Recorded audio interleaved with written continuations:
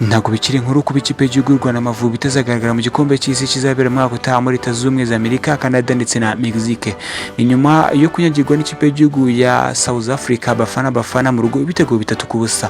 Naho ku rundi ruhande ikipe y'igihugu ya Nigeria the Super Eagles bifashijwemo na rutahizamu wabo Victor Osimhen wafashe gutsinda hat-trick cyangwa se ibitego 3 muri bine banyagiragamo igihugu cya Benin. Muri itsinda byarangiye ikipe y'igihugu ya South Africa yonyine ibonye itike direct izayerekeza mu gikombe cy'isi kizaba mwaka utaha. Ikipe y'igihugu ya Nigeria the Super Eagles igomba gutegereza ibizava muri barrage.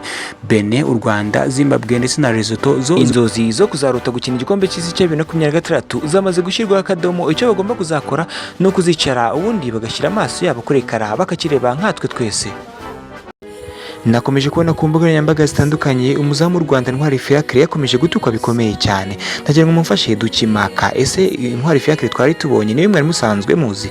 Gusa ngiye ku giti cyanjye nabonye mu bitego 3 South Africa yatsinze u Rwanda harimo ibitego 2 umuzamu w'u Rwanda Ntwari Fiacre yagizemo uruhare ruziguye. Gusa na mbere y'umukino abenshi bashidiganyaga ku buryo Ntwari Fiacre ari buze kwitwara muri mukino dore ko yakinaga muri South Africa.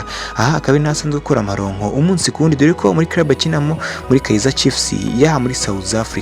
Nyamara South Africa ni yari ku gitutu dore ko yiza gutakaza umukino yari kubura itike izerekeza mu gikombe cy'isi kizaba mwaka utaha. Nyamara ku ruhande rw'ikipe y'igihugu y'u Rwanda Amavubi yo byari byararangiye nta kimwe yari gihatanira cyane ko byasaga nko kurangiza umuhango.